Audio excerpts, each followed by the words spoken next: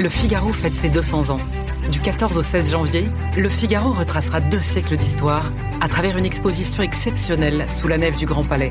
Archives, images inédites, débats et émissions spéciales. Le Figaro, 200 ans de liberté.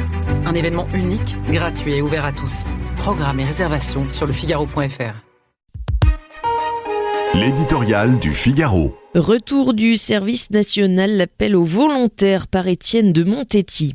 Le service national est de retour. 30 ans que les jeunes Français n'avaient pas entendu parler de lui, de cette obligation plus ou moins justement respectée de passer 12 mois sous les drapeaux pour acquérir un rudiment d'instruction militaire.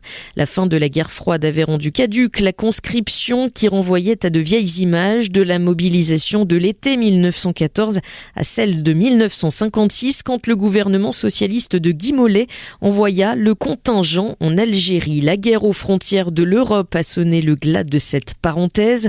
L'histoire est redevenue tragique, mais avait-elle jamais cessé de l'être? Le fracas des canons retentit à l'Est.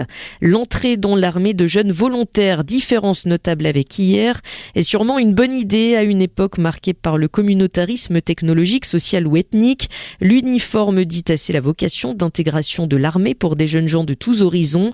Pourquoi la coupure symbolique que représentait le service militaire dans la vie d'un garçon de 1910, quittant sa famille, son village et son patois, ne porterait-elle pas les mêmes fruits en 2025? Après les annonces, restent cependant quelques questions en suspens.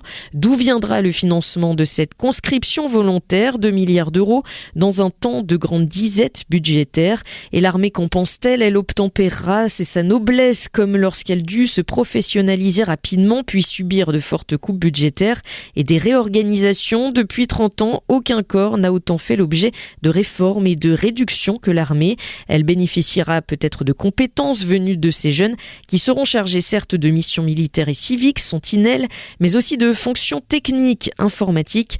Pourtant, secrètement, l'encadrement fera des vœux pour ne pas devenir le réceptacle de générations peu structurées, voire rétives à la discipline. Si l'armée eut longtemps la caractéristique d'être la grande école d'une nation, elle rechignera à être écrasée par les missions d'éducation et de civisme que la famille, l'école ou les associations ne peuvent ou ne veulent plus assurer, au détriment de sa raison d'être, la défense armée du pays. Le Figaro fête ses 200 ans. Du 14 au 16 janvier, Le Figaro retracera 2 siècles d'histoire à travers une exposition exceptionnelle sous la nef du Grand Palais. Archives, images inédites, débats et émissions spéciales. Le Figaro, 200 ans de liberté. Un événement unique, gratuit et ouvert à tous. Programmes et réservations sur lefigaro.fr.